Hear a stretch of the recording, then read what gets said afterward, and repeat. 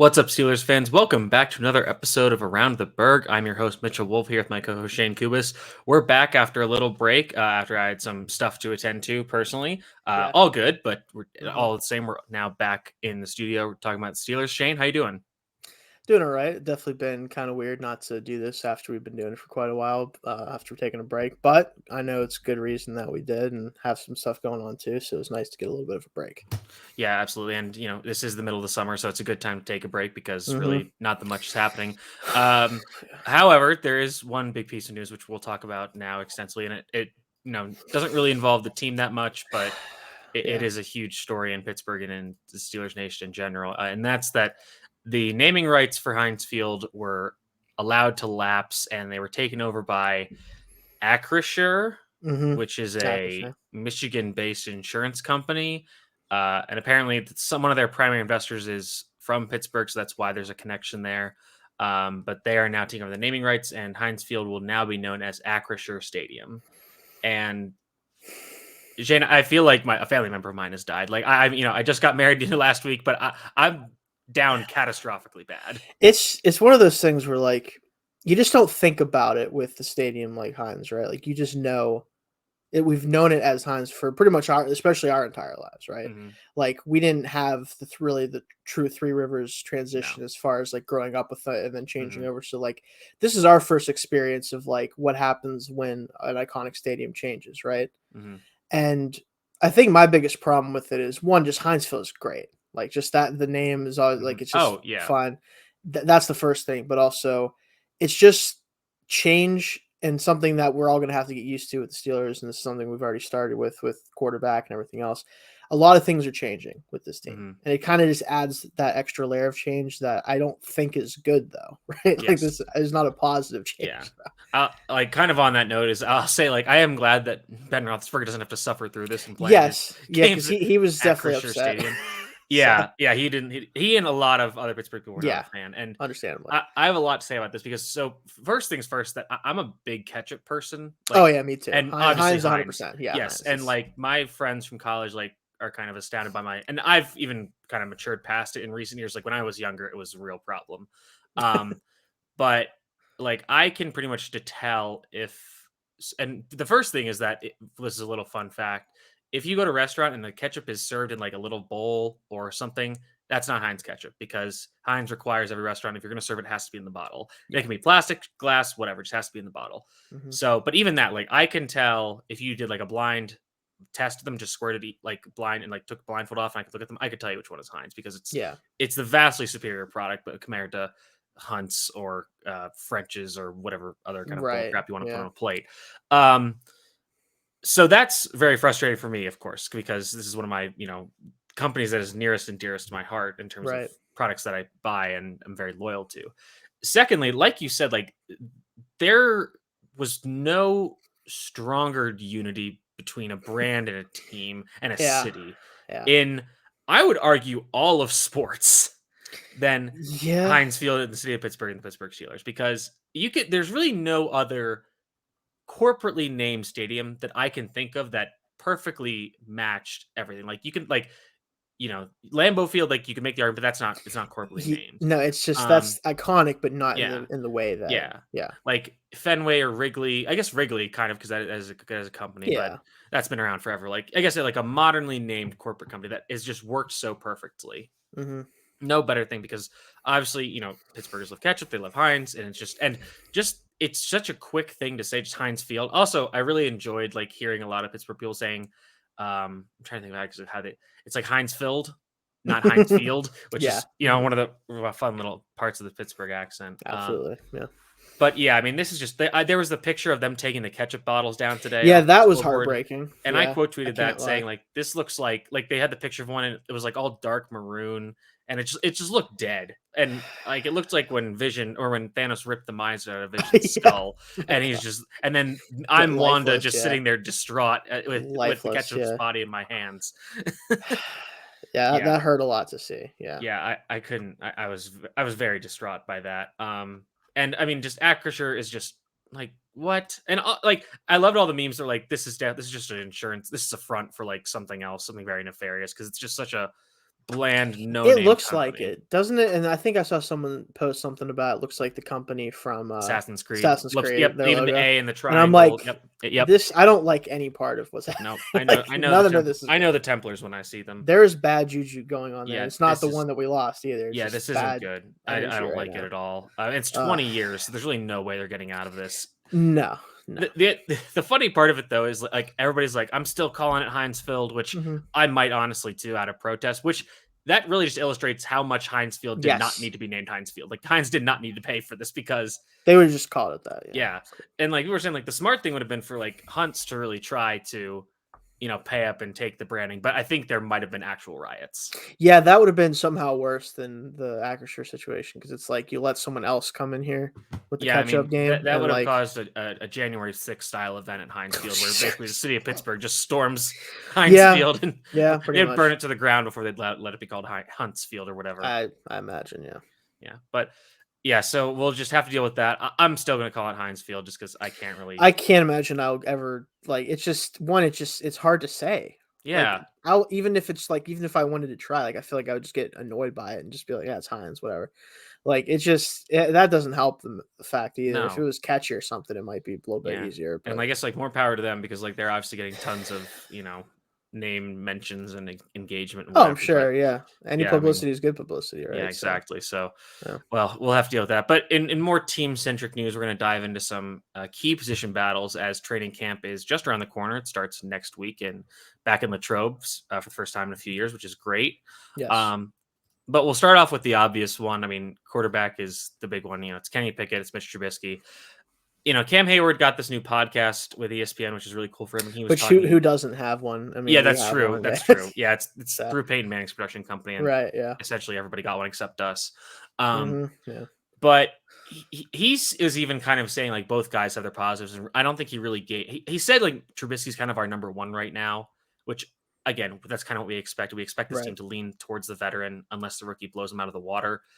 And I think that's fine, and I think it's what we're going to see throughout the Mhm. training camp preseason. I think for me and like the bottom line for me at this point is, and I kind of feel this way about pretty much all rookie quarterbacks, but especially a guy like Pickett, who his whole billing is that he's the veteran, as much of a veteran as you can be as a rookie. Hmm. Basically, I think he's pretty much a finished product. Like obviously he can get better. He did last year and had the major leap, but his game I think is about as refined as you're going to get out Yeah. of a rookie quarterback. If he's able to show up in camp and run the offense effectively, not have to ask a ton of questions every play, not have Hmm. trouble spitting the plays out, if he's able to make adjustments at the line, if he's able to do all those things, at least as well or close to as well as Trubisky, I would just personally go with the rookie to see what you can get from him right now. You spent a first round pick on him. Trubisky, obviously, I'd love if he can be like a reclamation project for us. That'd Hmm. be awesome because he does have more physical talent, honestly. Yeah. But you just spent a first round pick on a guy who, again, his major draw is he should be ready to play theoretically, right? Like he Yes. should be a guy who can come in and play. Now, you don't want to force him out there if he's not, or if Trubisky truly just is better than him. Hmm. But I think that at least if I'm running the team, if I'm making that decision, if a guy's ready, then he's ready, and he's a first round pick. Yeah. I agree with you to a point in that, Yeah, and I think the Steelers do. Steelers kind of do as well in that. Well, I guess maybe not because their policy, like we said, is that you need to show that you are better than the veteran. yeah, he's going As to a have to show rookie. he's actually better, Yes. not just Yes. able to play, but Which I play think in better. general Yeah. is a smart strategy. With Pickett, I think, part of the issue is he is such much of an older quarterback Yes. prospect that Right. you want to get him on the field to take advantage of his young years when you can. I think I'm still of the mind that I'm fine with Trubisky's starting years as a starter because Right. I don't Yeah. want I don't want Pickett to go out there and kind of flounder and then have him be benched and then lose his confidence and then Right. kind of a little bit with what you saw with kind of Mason Rudolph. Obviously, there were a lot of other factors in that Yeah. situation, but Yeah. you saw him kind of have all these issues, him getting injured and then, in and out of the lineup and just not good for a guy's confidence, especially and even though he's an older guy and he's very mature, starting out in the NFL, that's just not how you want to start things. So it's people are like, oh, this is the big battle to watch. It's like, but it kind of is what it is. Like we kind of Yeah. know how it's going to play out, and I don't think many people are going to be surprised by what happens. No, and I think like realistically, like, and you brought this up too. If you put Pickett out there to start, unless he is regressing week to week, like unless he's Mhm. getting worse and having issues with his confidence, you have to be willing to kind of let him ride it out, even if he's not Yes. playing well. And Mhm. this isn't a team that really does that. Like they No. are going to bench him if he's hurting the team, and that was Yeah. not ultimately good for him if they do that. Mhm. Yeah, So agreed. yeah. The next one I have is center one, Hmm. who's gonna be the starting center because it seems like at this point Kendrick Green is being permanently moved back to guard. Yeah. They signed Mason Cole from the Vikings, who I don't remember as being a good player, but it seems like he's kind of improved his game and had some decent moments in the last Yeah. year or so. Um, James Daniels could play center. I don't think they want him to, and obviously, in a pinch, Kendrick Green could, if as a last resort, and then still have J.C. Hassenauer, who I think is still not really a starting caliber NFL player. Um, but it's interesting to hear like a lot of like more national or general media talk about this offensive line because a lot of them are like, oh, they did nothing to improve this offensive line, and they're going to be just as bad, and I just don't really see how that's possible. And that's actually brings up a funny point. I saw this earlier. I don't remember which PFF account it was, but it was one of them or one of Mm. the guys. I forget.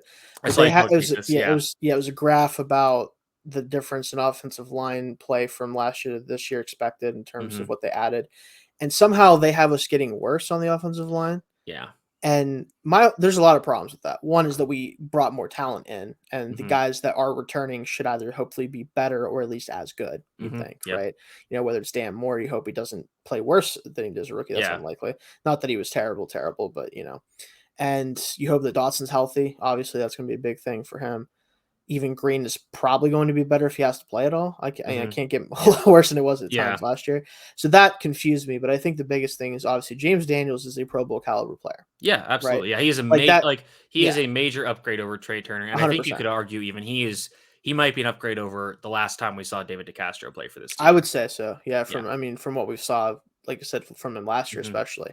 And And if yeah, and if like you, and yeah, if Kevin Dotson picks up where he left off hmm when he was healthy in 2020, then you've got something cooking.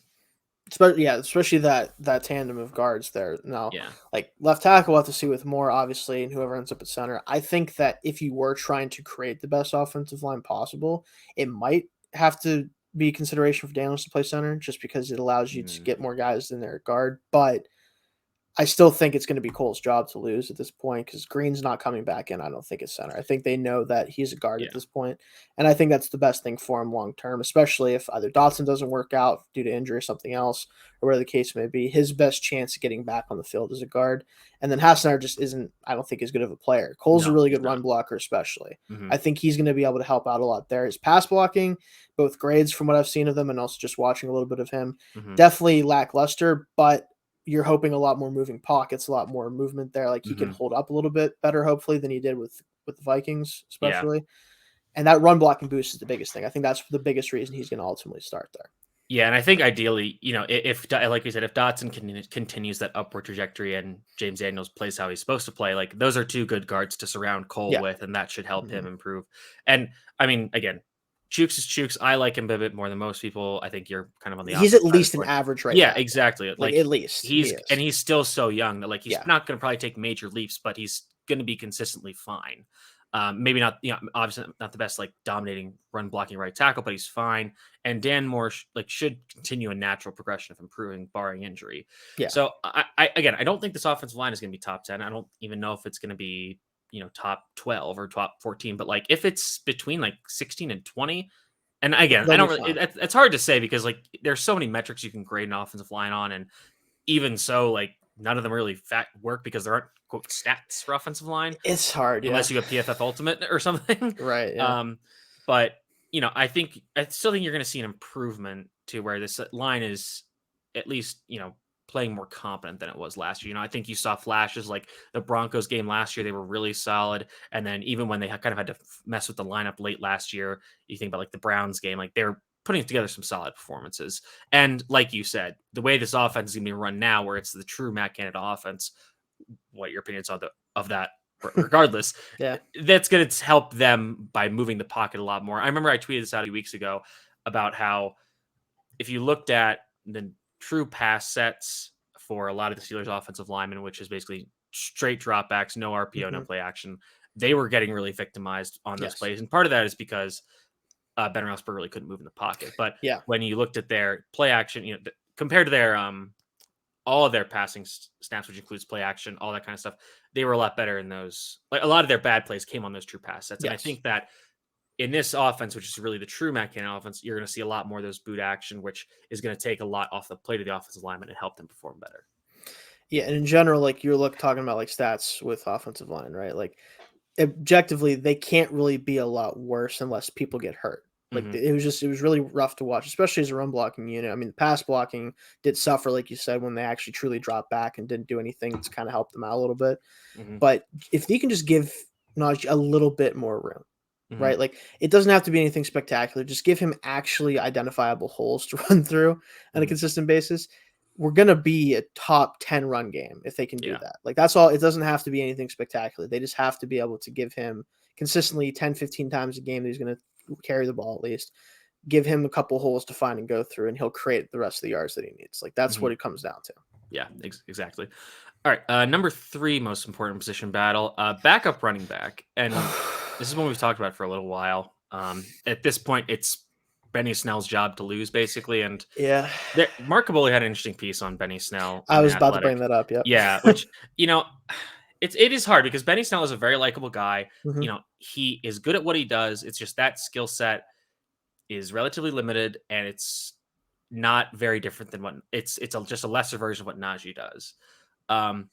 And it's frustrating because you want him to succeed, but it just hasn't happened so far. And again, I think part of that has been the way the offense has been structured the last years. Like that's not really been helpful to Benny Snell at all. But I think they're really hoping that Anthony McFarland can finally stay healthy and be a factor. But if he can't, then they're really going to have an issue there at backup running back.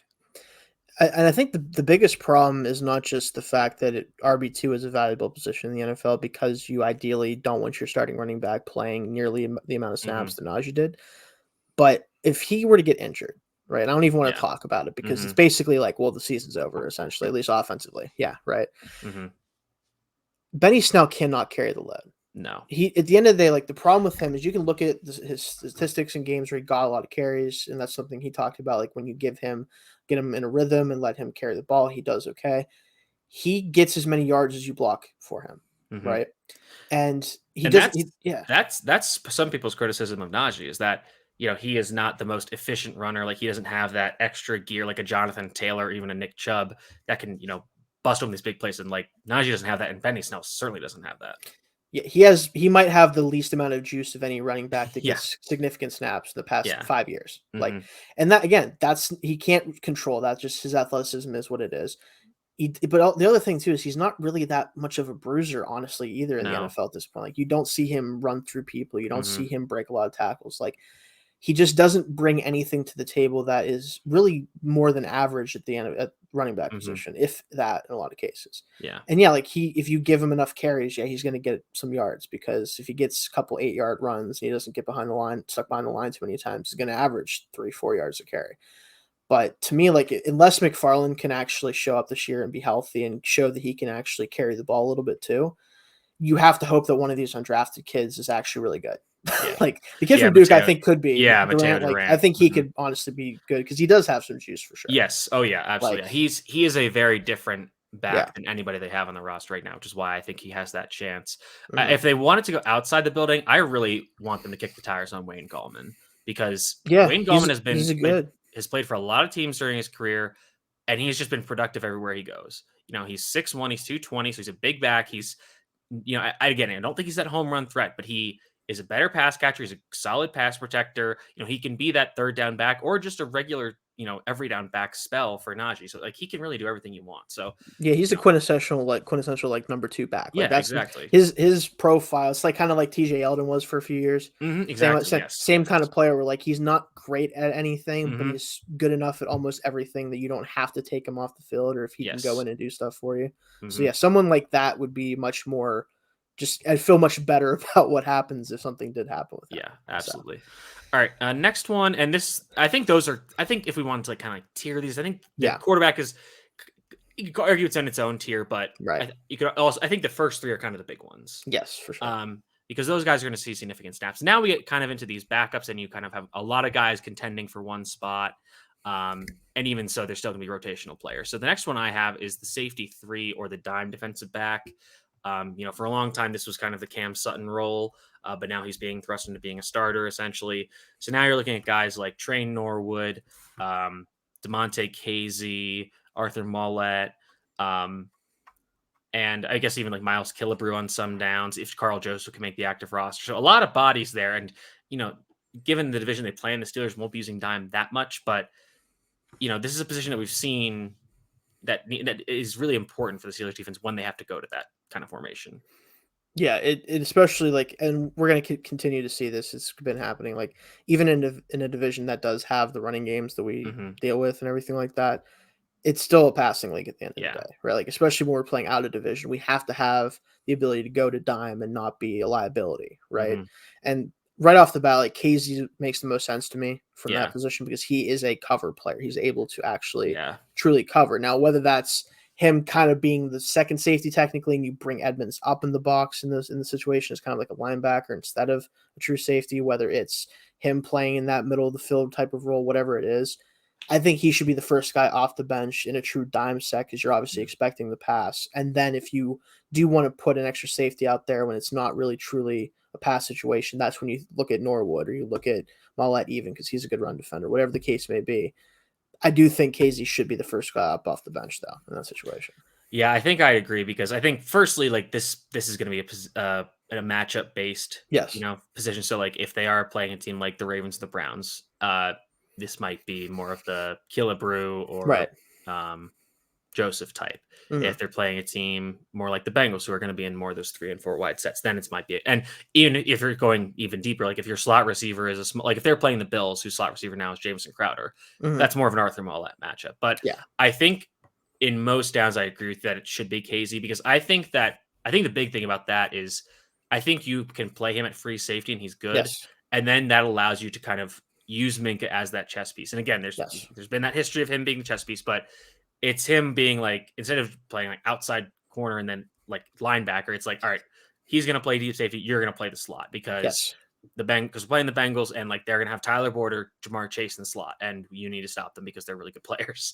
So I think that could kind of unlock a different level of the Steelers defense. That again, there are questions abound at the outside corner, but I think the middle back of the defense in terms of passing defense is pretty solid, Yeah, I'd especially say once so you for get into sure. lighter personnel groups.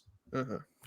And then I still really like Trey Norwood. I think it's kind of hard to, He's he's such an interesting player. yeah, It's hard to kind of because he is. I don't want to really call him a cover player necessarily because the athleticism is severely lacking, but he covers space well. Like he's very smart and hmm stuff. That's what made him a very good college player and what yeah, allowed him to transition to the NFL. But you can just see there's moments where he just can't keep up with yeah, NFL speed. And so that's you got to be very careful about how you use him, right? If you keep yeah, him at the line or close to it and let him cover like a short zone, or if you let him just make plays on the ball in the short areas of the field, hmm he can do that for you. And he's also a sound tackler, but you have to be very careful of the matchups you get him on the field for, I think. exactly. And like what I was gonna say is that if Demonte Casey's playing free safety like that, like single high free safety, that's a lot Yes. harder of a if you want to call that a good matchup for the offense, that's a lot harder to take advantage of. Like it's hard to just Yes. take out that if Trey Norwood is playing in the slot, like that's like all right, that's the guy we're going after, especially when you've Yes. got Minka, you've got Sutton, you've got Witherspoon out there. Like he's gonna get targeted a lot. And he was decent when that happened last year. Like, yeah, I know he had a lot of pass breaks and everything, but I think that's just gonna kind of present a red flag that Yes. the offense are gonna try to attack. So I think it'll be interesting to see how they use him with guys like KZ and Mollett on the roster now. The next one I have, and this has been kind of a big one over the last few seasons, actually, it's the Yeah. edge 3 and edge 4 position. And, they made some signings here. They signed Jannard Avery. They still have Derek Tuska. I think they brought Tuzar Skipper back, who's been kind of around the team last few years, especially in preseason. But obviously, TJ Watt had a few minor injuries last year. He played most of the season. Alex Highsmith was banged up a little bit, but then came on late. And then they tried the Melvin Ingram experiment, didn't work.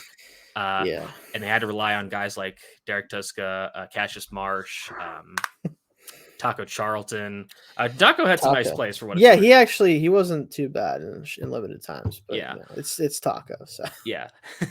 But we are going to see times where TJ Watt has to come off the field, and probably Alex Highsmith as well. So this role is going to be really important for this defense this year. It it's interesting because like my favorite for the position is Avery right Mm-hmm. now, and he's such an interesting player Mm-hmm. because like he's played pretty much off ball linebacker the majority of his He's career. even played some like tan in the dirt defensive end for the Eagles. Like Yeah, he's and had a it's like very weird career. and obviously like his build's interesting. It's about 6 foot even 250. Like he's Mm-hmm. a very Very weirdly James built Harrison. player. Yeah, very in terms of build. Yeah, for sure. And to me, like he is a 3-4 edge ideally, right? Like that's what he really should be Mm-hmm. playing, honestly, because he's already has experience standing up as just an off ball linebacker, Mm-hmm. and I think he's very good just moving forward as a blitzer too. If you blitz him from inside, like he can do a couple different things Mm-hmm. for your defense as a third guy. But I just don't really know what role he's actually going to play because of how many roles he's had in the NFL. Like I assume it's going to be more of a traditional 3-4 edge with us knowing that, Mm-hmm. but I don't really know that for sure until I see him play and Yeah. see what he looks like doing it. Yeah, I'd agree. It's I think it's hard. pretty fair to say though that Yeah. he is kind of you'd expect him to have the third most snaps out of I the would hope outside so of these linebackers. guys that we see here. Yeah. Um, After that, it's really up for anyone. Like, I mean, like I said, Skipper, Tuska. I think that Tyree Johnson, the linebacker they signed out of Texas A&M as an undrafted free agent, Yes, he's could be a interesting. dark horse. Given that he played a lot of on ball Sam for the Texas A&M defense, so he has some experience doing that and rushing as a true edge. Yeah. So he's kind of my dark horse. I'm not sure if he's going to make the roster, but he could be interesting. And Tuska has had some surprisingly good flashes Yeah. in when he's had to play. So obviously, I don't want any of these guys starting or That's that's anything. that's the issue is like I see and like free agency there's really not many names left there that are Mhm. interesting to me. So like Yeah, you kind of no, assume this is the group we're gonna go with. yeah, It would make the most sense for Avery because he has both the most experience and he also I think is just the best fit as third edge rusher hmm because he can do a little bit of everything. Like he's not really like the two guys we have at all, yes, which is why like an injury, true injury would be an issue for sure. yeah, I'm granted as long if it was Highsmith, I mean anybody can play across from Watt, but like it's yeah, still not the same skill set you're getting. yeah. But I think if you use him in certain packages as on the field with those guys as like a blitzing linebacker standing up basically, or whatever the case may be, I think he can add some value at least that we didn't really get a lot of last year. Yeah, I'm kind of curious, like, given these three guys, Watt, Highsmith, and Avery, and kind of how their defensive line is structured now, I'm kind of wondering if they're really going to start mixing up the kind of fronts they're deploying, like instead of kind of maybe even moving away, and Loudermilk even, Hmm. if they're going to move away a little from being so married to having three down defenders on base defenses, nickel, it's obviously a Yeah. different scenario, but I think that'll be something else to watch. The next one I have is cornerback 4 and 5, and I guess this is kind of the same deal as the safety, the dime defensive back, but this is more about kind of the battle between James Pierre, Arthur Mollett, and Justin Lane as to who can secure spots in the active roster because Pierre got thrust in the lineup and had his moments. Yeah. Mollett is a very solid slot defender in limited reps, and Lane has been an unmitigated disaster, to put it lightly, of a third round pick, and he has just not worked out. He's not been good on defense. He's not been good on special teams. It's just been awful. And that's the thing that's interesting about that group after. So obviously you know your three guys, your hmm slot Sutton, that you're gonna have Wallace now on the outside with Witherspoon, and you hope that those three are really good. hmm After that, I just don't know what you're gonna get out of anyone else. Like hmm Pierre and Mullet are very limited players Yes. athletically, right? Which that's already an issue at corner. Yeah. Even Yes. at Yes. slot Very with true. Mullet, like he's still not even for a slot corner, kind of a limited player a little bit. hmm And then the one guy you have that's a plus athlete outside of especially Witherspoon and Sutton is a guy who just can't play. Yeah. Like Lane he just can't play. Like it sucks. I really wish that he would have worked out. I thought pretty highly of him when we picked him up. It just hasn't worked out, and it No. doesn't matter that if you're a good athlete like he is, if you can't play Yeah. corner. So Yeah. I mean, and he's he's been given opportunities like right. on. Like he's played enough to get a feel for whether he can do it or not. And he's clearly, even with his athletic traits, not better than those two guys. Yeah. Exactly. So So that'll be interesting, and that's again kind of more of a if an injury happens, or if they have to spell, or you know special yeah, teams mostly. But yeah. it'll be interesting to watch because those guys are kind of raw on the roster bubble, anyways. In a similar vein, the next one I have is wide receiver 4 and 5, which lot of bodies in this room, a lot more than I even thought. I think Yeah. the Steelers are going to have to end up carrying 6 receivers this year because of the number of guys they have. Because obviously you have Deontay, you have Chase Claypool, you have George Pickens, you have Calvin Austin. Those guys I would say are locks Yes, because they're on the roster. yeah. I think you could argue that. I think there's an argument about Gunnar Olszewski because they did just sign him, but I think they could get out of that deal pretty easily. It's not that much money. And then so that's 5, but then you still have guys like Miles Boykin, Cody White, who's been on this team for a while. You got Anthony Miller still, Mhm. Steven Sims, all guys who have, played a decent amount of snaps in the NFL, who are solid players. So, right now I would have to think it's Johnson, Claypool, Pickens, Austin, Olszewski, and then Boykin because he presents kind of a similar body type to Claypool, so he can kind of mirror that, and he's good on special teams. But I mean, Miller's a good slot receiver. Maybe you want that. I don't know. This is a really tough one to pick. For me, like, I feel like what might end up happening here. I guess it's receiver 5 and 6 actually more than 4 Yeah, and 5. realistically, I would say so too. But I think because you mentioned Olszewski, I think if Austin can show he can be the returner right now, Mm-hmm. and he has more obviously dynamic athleticism. Mm-hmm. Yes. Olszewski is an all-pro returner. He has been. Yeah.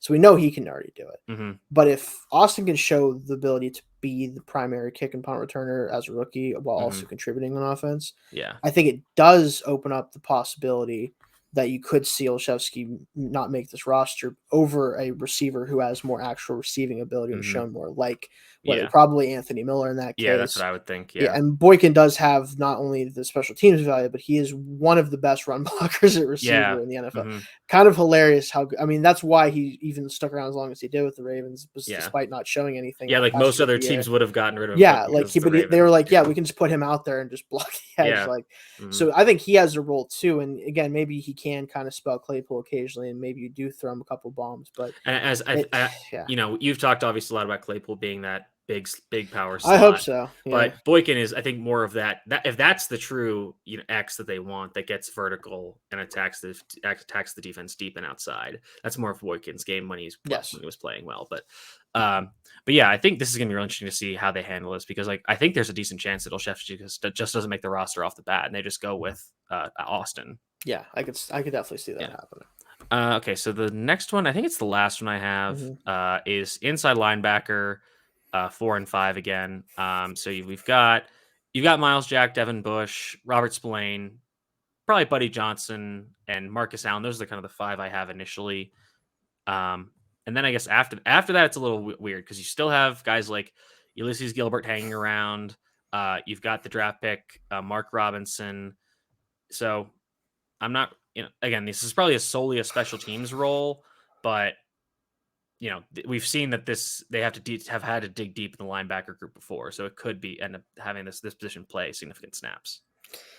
And I really, I don't want to say this because like he had good spurts when he first started playing, and like I don't want to rag on a guy, but like I really kind of wish Spillane didn't make this roster at this point.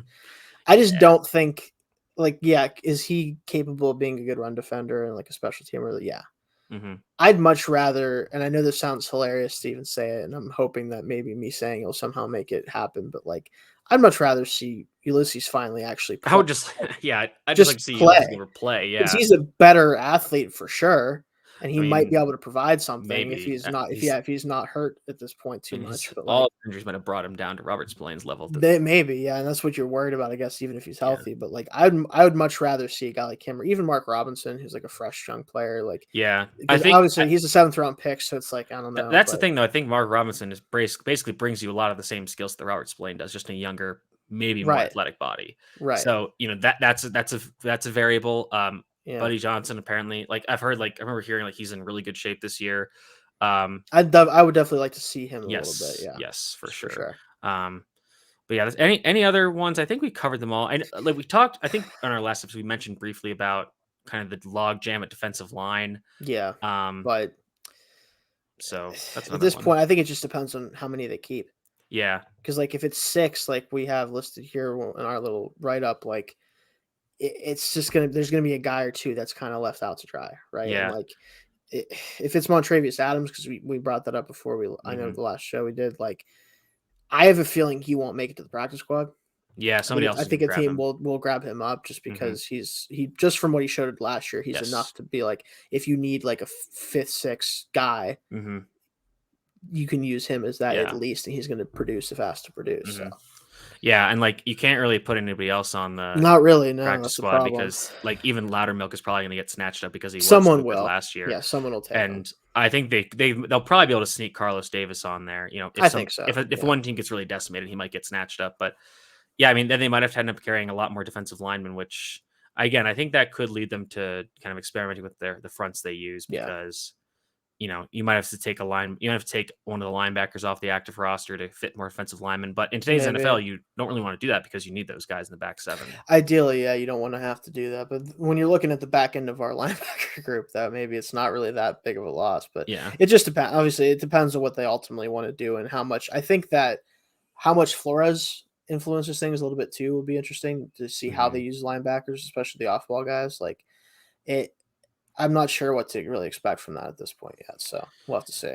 Yeah, I mean, it's an exciting time. Like, you know, like we said, we got training camp starting next week. We'll probably go through our 53-man roster prediction next week. Mhm. And in the meantime, Shane, let people know where they can find you and your work. You can find me at Shane Kubis on Twitter, like always, and pretty much anything that I'm writing right now is going to be coming from Still Curtain through fan sites. So check me out there, and anything A2B, of course, as well. You can find me at Mitchell T. Wolf, WOLFE on Twitter. Make sure you're following Around the Block on Twitter, Facebook, YouTube, Instagram, Twitch, all that jazz. Thank you for tuning in. We hope to have you back next time.